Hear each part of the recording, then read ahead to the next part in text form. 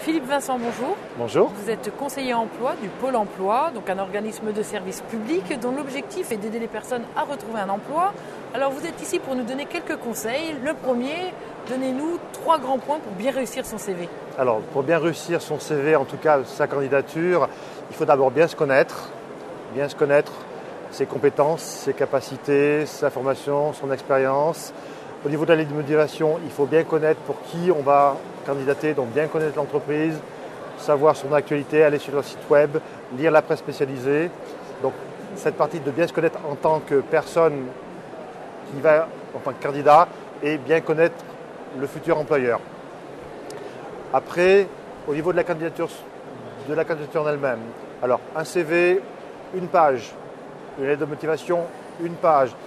Ces 2 supports, le seul but de ces supports-là, c'est d'obtenir un entretien.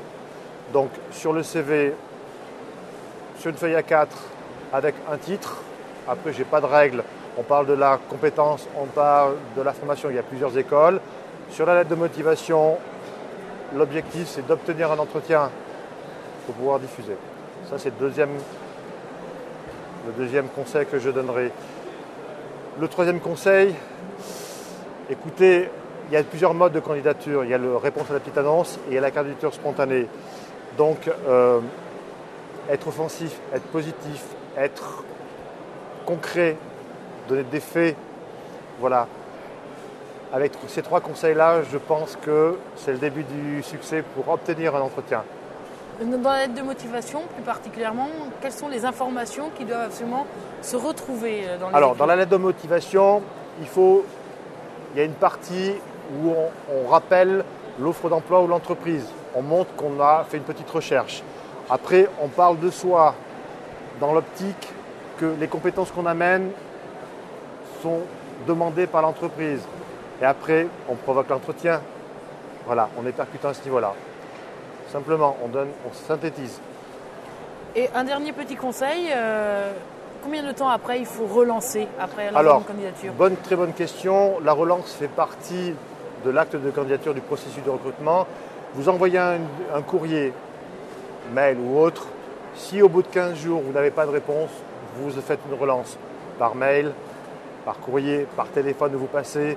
Et l'acte de relance est stratégique. Le but, c'est d'avoir envie d'avoir un entretien. Vous avez envie d'avoir cet emploi. Enfin, dernière petite question, photo ou pas photo sur son CV, peu importe. Ah, alors là, c'est une très bonne question. Je vais essayer de répondre d'une manière générale. Il ne faut pas que ça se retourne contre vous. Voilà. Je préfère qu'il n'y ait pas de photo et que la personne vous convoque sur vos compétences et vos capacités et vous voyez telle qu'elle est. Après, effectivement, il y a des domaines d'activité où il y a des codes vestimentaires. Donc peut-être que là, c'est important. Mais s'il y a photo, il faut que la photo soit la situation réelle de la personne. Et trop souvent, je vois qu'il y a une différence entre une photo et la réalité de la personne. Donc voilà, attention à ça. Philippe Vincent, vous remercie pour tous ces bons conseils et à bientôt. Merci beaucoup.